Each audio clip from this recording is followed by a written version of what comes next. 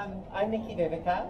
I've appeared this festival in Open Bike, which was an open mic comedy special on in a spin bike studio. I'm trying to make out how to explain it. We were all on bikes, so I was performing with that, and everyone, like all the audience were on bikes, and I was on that bike as well. So I don't have my own solo show this festival. I normally do, without taking this year out. So I was a huge comedy fan, then I was a comedy reviewer, then I was a comedian myself. I've been doing the festival since 2016 as a soloist, and before that for a few years and doing improv. I have my solo show, it's my solo debut show for Melbourne Comedy Festival called Don't Tell My Family. I'm from Pakistan, that's why the name is like that. It's about doing things that my family does not approve of and getting away with it, sort of. Such as? Marrying an Indian man, then getting divorced, and coming from a meat-eating family, converting to veganism, which is my new religion, and all kinds of things, and interracial dating, interfacial dating, all kinds of things. I am doing a showcase called Clearly Beloved on the 6th, 7th, 16th and 17th.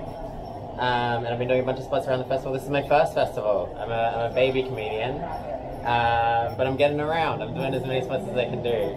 My comedy is about being trans and dating and my friends who are buying vaginas and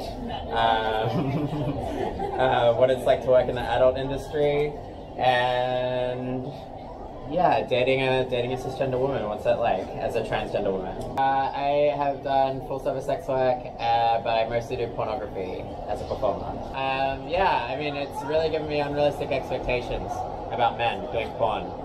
Well, pornography, it's not a good spread of what men are like because all of them have like massive personalities. Real good guys, you know.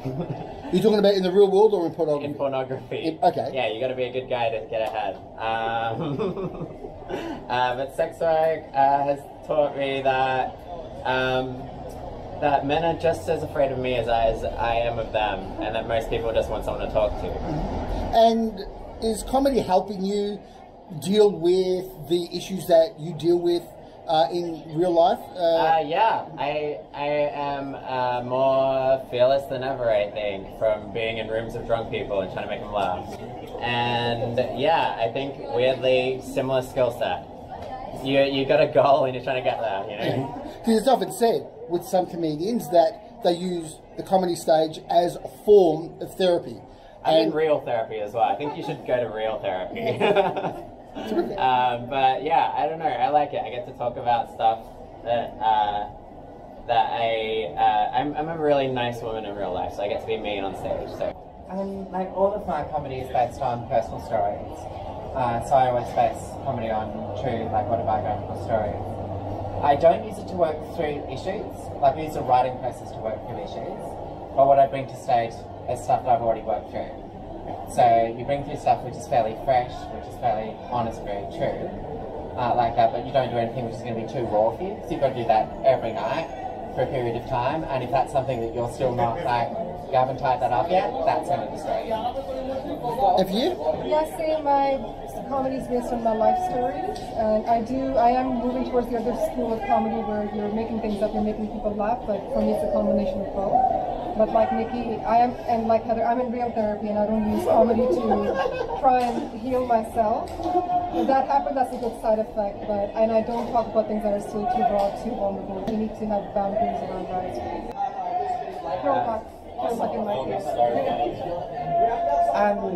First of all, just loving the festival, because I was a comedy fan for years, and comedy festival time was the time I used to get like Melbourne was at its happiest. Like that's when everyone's got smiles on and everyone's having fun. And so I was enchanted with the festival for ages and ages before I finally started doing it myself. Actually, what drove me to start doing it myself was wanting to talk about personal stories like that. In particular, like me doing being comedy, I'm asexual, and there was no one talking much about asexuality out in the world. So my first show was talking about that. And it was the thing of like, okay, no one understands this, so obviously I need to be out there explaining it. And also I needed to come out, and that's really difficult to do, to have a whole bunch of conversations with a whole bunch of people. So I'll just do a show, people will come, then I can just come out to like, 20 people at a time. It's great. And I started dating a comedian, which I don't recommend. But they said that I should get up and do it. And I was doing a lot of like performances before that, which were very like somber and about identity and my experiences and stuff. And I think it's a lot more fun to talk about the funny stuff, or at least make it funny. And I don't think that I'm trying to work through anything through comedy, but I think I'm trying to help the audience work through their bullshit about me. And yeah, I think it always helps to see different kinds of people on stage. It makes you be like, oh, it's just a person. What do you want it to achieve? Is it revenge on your parents, or is it? No, not at all. I think it's reclaiming the space in the creative world and just speaking up. And my favorite thing in life is humor, so it's really about making people laugh, but at the same time, there's a bit of education involved as well. I admit it, fine, there's a bit of education. A lot of it is about queer representation, because I draw a lot of strength, I think, from seeing queer comics perform on stage on TV, and so providing a bit of that to the world. A lot of it's about feminism for me as well, about making the comedy world itself a more friendly space for women, a safe space for women, and for kind of change the nature of comedy in a way. I mean, when I was first going to comedy, it was like a lot of, it was very, very male dominated. It was very like straight male attitude dominated as well. And you sort of had to like find your way in that scene. It's changing a lot, and it's a big part of it for me. I think one of the moments when I first decided to really like, oh, I'm going to pursue stand-up was being at a festival, hanging out with a bunch of female stand-ups and talking about what we wanted from comedy and how we wanted the comedy world to change. And that really inspired me and drove me as well. So a lot of, there is a lot of purpose, I think, behind doing it. Oh, yeah, I think it's both. I think you have to have something, but you can definitely work at it, for sure. There's a correlation between working hard and getting better at comedy. Yeah. Absolutely. The whole thing about the harder you work, the luckier I get. Yeah, I guess so. And I think you got to have something to say though, maybe, or you got to be funny. Either one. Or both, ideally. Yeah. It comes from both perspective and work. I think that you need to, there does need to be some view on the world, which you need to share, which is important to share, but to learn how to put that perspective into a comedic structure, that does take a lot of work. And I certainly wouldn't have been able to do it without good training. Like I've done a lot of indifferent training which didn't really help, like a lot of the classic stand-up workshops or stand-up things are not actually that helpful. It was learning how to speak from your truth and how to turn your truth into stories that really helped me be able to do comedy.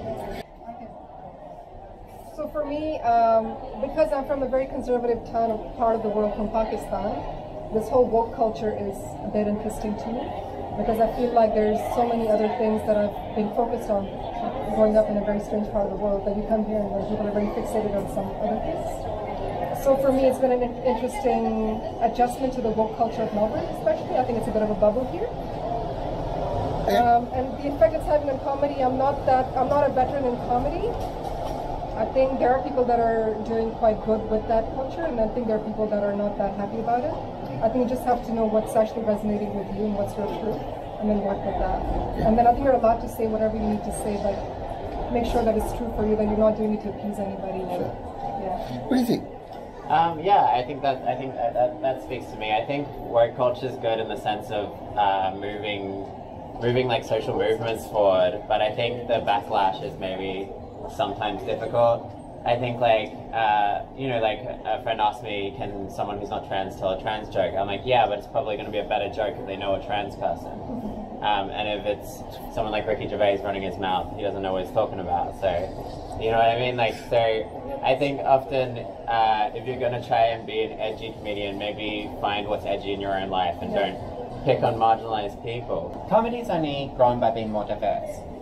And I think that there is a lot more being said on stage, a lot more meaningful comedies happening these days. And you are actually able to do a lot more on stage now than you used to be. People who complain about it are complaining because their style of comedy is like out of fashion and not funny. And people will try to blame that on a shifting culture being like on PC or whatever, but it's not. it's that what they're doing is no longer funny, it's out of date.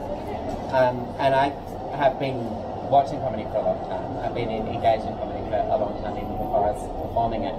And I've seen comedy just grow and grow and grow, and it's going to keep doing that. The whole nature of it is shifting, and the people who are left behind by that are going to complain about it. But comedy is definitely changing. All comedy dates.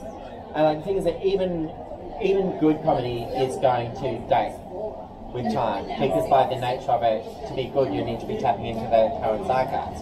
So over time from that, bad comedy, which a lot of this comedy is, like comedy which punches down at people, comedy which relies on criticism or attacking people, that is going to date super fast, because it was already off when it came out, and it's only going to get worse. There's so many good Melbourne comics, so many good girls, so many good queers, so some good boys as well. I think like some of the biggest acts who are like coming up in this festival, like people like Bella Green or like Charlie's Angel, are just killing it and doing like really interesting stuff.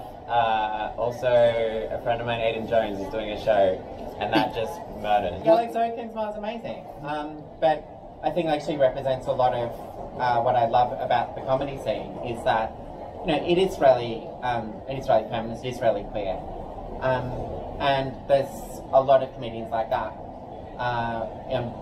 of that nature coming up who bring more personality to it, who bring more of their truth to the comedy, and that's what I find exciting. Please. I don't really have beef with Ricky Gervais. I just have beef with people talking about things they don't know about. I think that straight people can be funny. I just think that like they should watch their mouths a little bit. You know, if you're getting people upset at something that you're saying, maybe you're saying something upsetting. Maybe think about it a bit. Maybe talk to a real trans person. But I mean, like his stuff is already like so hack at this point. So. Yeah, I don't know. If you're gonna make a joke about a trans person, definitely talk to a trans person first. Because I get that all the time at the gig. A guy coming up to me being like, "I got a joke to run by you," asking if it's okay or not, and I'll tell him. So come see me. I'll tell you. Oh God, so many favorites. But in this festival, who I like, it's Sami Shah.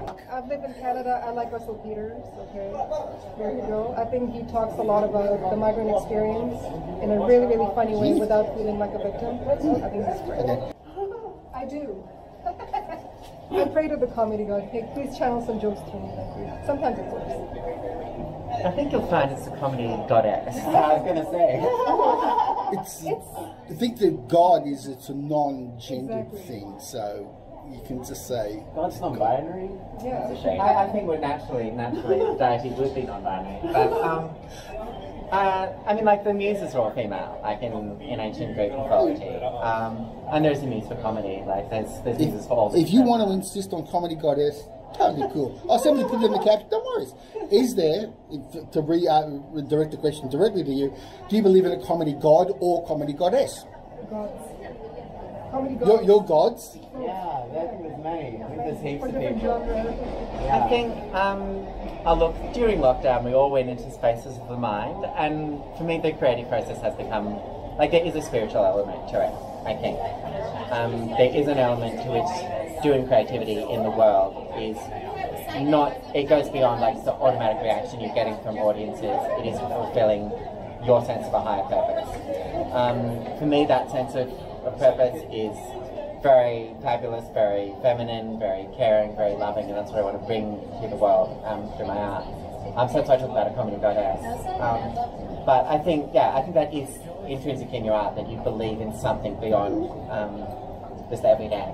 As an aspiring comedy goddess, I'm looking for followers. Follow me on Instagram, Heather Joan. You're avoiding the question. Do you believe in a super almighty power that looks down upon comedians and blesses them or curses them with happenstance, with coincidences, with material? Do you believe it? Well, you can say maybe I'm a comedy agnostic. I'll believe it when I see it. I think people just want to laugh.